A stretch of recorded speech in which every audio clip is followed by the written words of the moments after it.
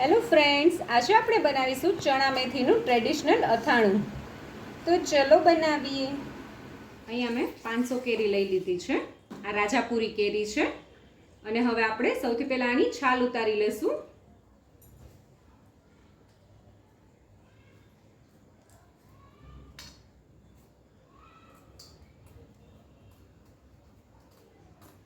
આપણે આવી રીતે છાલ ઉતારી લેવાની છે.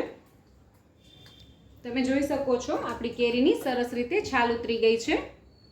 હવે આપણે આના કટકા કરી લઈએ.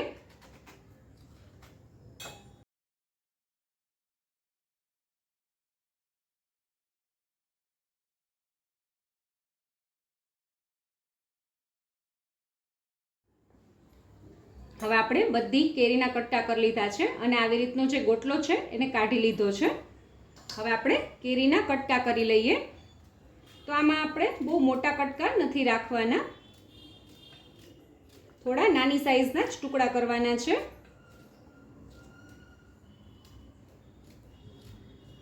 તમને જો થોડા મોટા પસંદ હોય તો તમે મોટા બી નાખી શકો છો.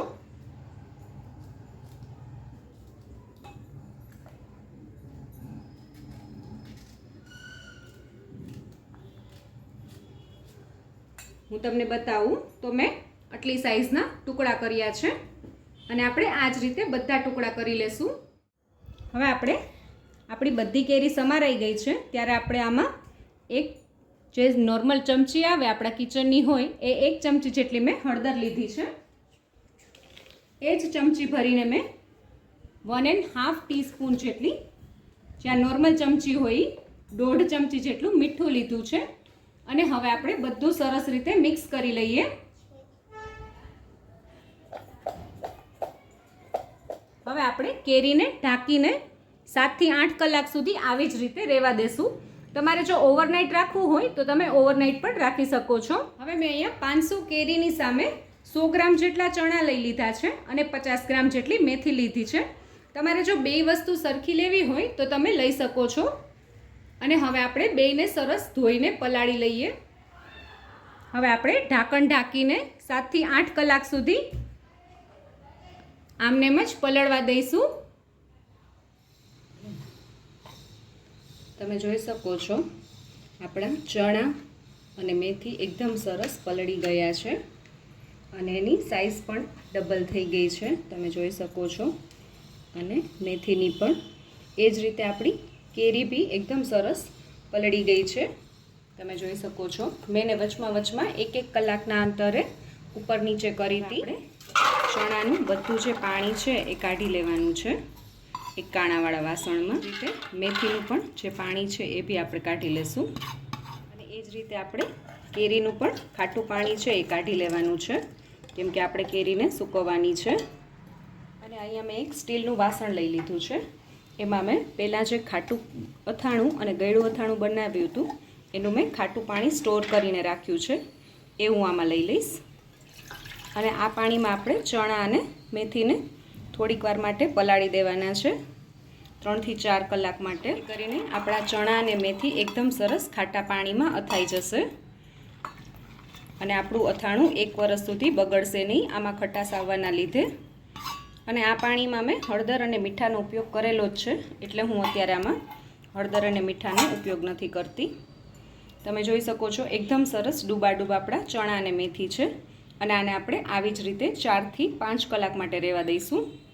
અહીંયા એક કોટનનું કપડું લઈ લીધું છે, એમાં હું કેરીને આવી રીતે છૂટી સૂકવી દઉં છું. અને આ કેરીને તમારે તડકામાં કે પંખા નીચે નથી સૂકવવાની. જ્યાં તમારે કુદરતી હવા આવતી હોય તમારા ઘરમાં ત્યાં જ કેરીને સૂકવવાની છે.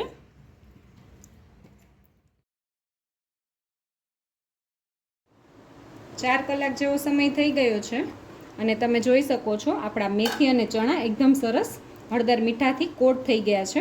હવે આપણે આ જે ખાટું પાણી છે એ કાઢી લેશું કાણાવાળા વાસણમાં. હવે મેં અહીંયા એક કોટનનું કપડું લઈ લીધું છે. આપણે એમાં ચણા અને મેથીને બંનેને સૂકવી દેવાના છે 2 થી 3 કલાક સુધી. અને આપણે આ તડકામાં નથી સૂકવવાના, જે ઘરમાં નોર્મલ હવા આવતી હોય એમાં જ આપણે આને સૂકવવાના છે. હવે આપણે બધું સરસ આવી રીતે છૂટું કરીને સૂકવવાનું છે.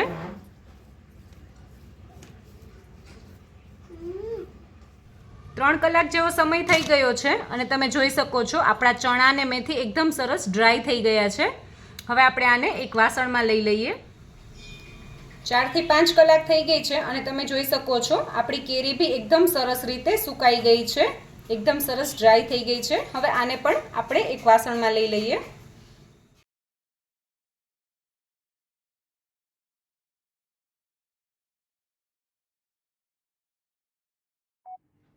હવે આપણે અથાણા માટેનો મસાલો રેડી કરી લઈએ. તો મેં અહીંયા 80 ગ્રામ જેટલા રાઈના કુરિયા લીધા છે અને એનાથી અડધા એટલે કે 40 ગ્રામ જેટલા મેથીના કુરિયા લીધા છે. હવે આપણે એને થોડા ક્રશ કરી લેશું. આપણે એનો સાવ ભૂકો નથી કરવાનો. પલ્સ ઉપર 1 થી 2 વાર ચાલુ બંધ કરી અને આપણે એને ક્રશ કરવાનું છે.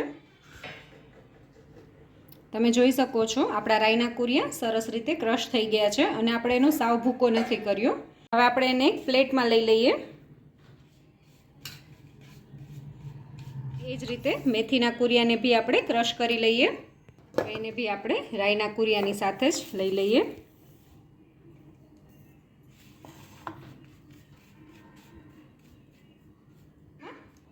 હવે આપણે આમાં 1 ટીસ્પૂન જેટલી હિંગ એડ કરશું. એની સાથે જ આપણે 1 ટીસ્પૂન જેટલી હળદર એડ કરશું. એની સાથે જ મેં અહીંયા 1 ટીસ્પૂન જેટલી વરિયાળી લીધી છે. અચાર મસાલામાં જો તમે વરિયાળી એડ કરશો તો એનો ટેસ્ટ એકદમ બજારનો જે અચાર મસાલો આવે એવો જ લાગશે.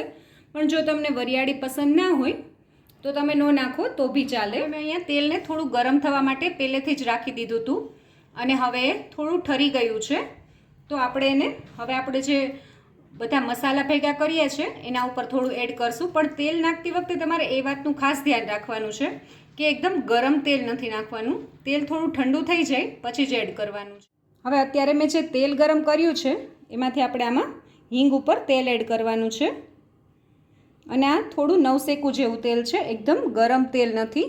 અને મેં અત્યારે આમાં 40 ml જેટલું તેલ એડ કર્યું છે અને આપણે હિંગ ઉપર જ તેલને એડ કરવાનું છે. હવે આપણે 1 થી 2 મિનિટ સુધી ઢાંકી દઈશું જેથી કરીને જે મસાલામાં હિંગનો ટેસ્ટ એકદમ સરસ બેસી જાય. 2 મિનિટ જેવો સમય થઈ ગયો છે. હવે આપણે તેલ મિક્સ કરી લઈએ.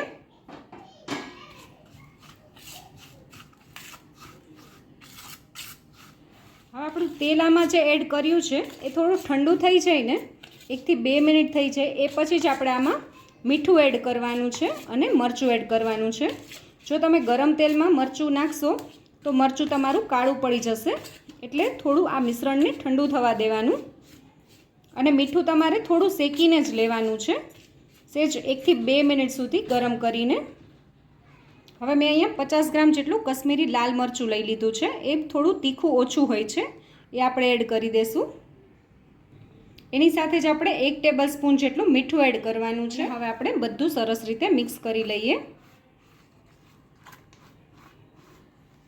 આપણો અચાર મસાલો રેડી થઈ ગયો છે, તમે જોઈ શકો છો. અને હવે આપણે પહેલાં એને બોલમાં લઈ લઈએ. અત્યારે મેં જે અચાર મસાલો બનાવ્યો એ માપથી ટોટલ 250 ગ્રામ જેટલો અચાર મસાલો બને છે. અત્યારે મેં અહીંયા 200 ગ્રામ જેટલો અચાર મસાલો લીધો છે. અને હવે આપણે આમાં આપણી જે કેરી છે અને ચણા અને મેથી એ એડ કરી દઈશું.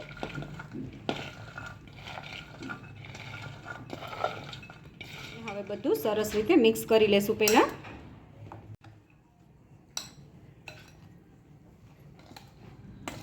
તમે જોઈ શકો છો આપણા જે અચાર મસાલો છે એમાં ચણા અને મેથી અને કેરી એકદમ સરસ રીતે કોટ થઈ ગયા છે. અને મેં 200 ગ્રામ જેટલો મસાલાનો ઉપયોગ કર્યો છે. થોડો મસાલો રાખી દીધો છે કે 200 ગ્રામ મસાલો આટલા માપ માટે ઇનફ છે. અને હવે આપણે આમાં થોડું જે તેલ છે એ એડ કરી દઈશું.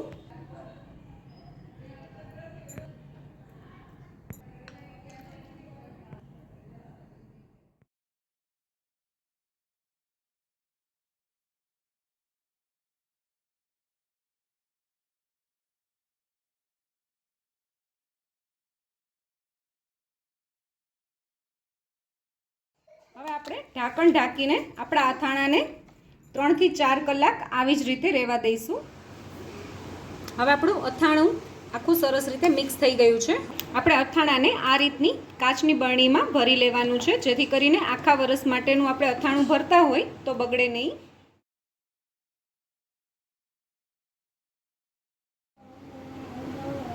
હવે મેં કાચની બરણીમાં અથાણાને ભરી લીધું છે.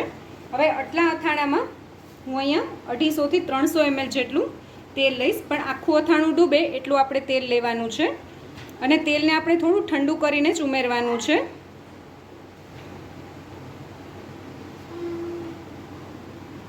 તમે જોઈ શકો છો હું ઉપરથી તેલ નાખું છું તો નીચે સુધી તેલ આવે છે.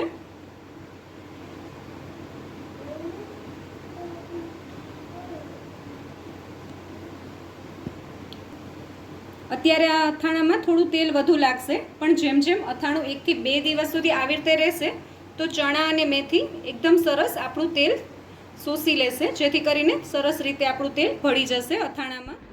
આ જ રીતે આપણે આપણા અથાણાને 2 દિવસ રહેવા દેશું અને પછી આપણું અથાણું ખાવા માટે રેડી થઈ જશે.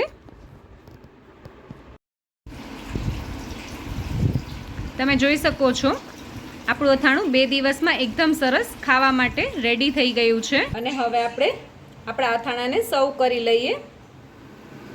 તો તૈયાર છે આપણું ચણા મેથીનું ટ્રેડિશનલ અથાણું.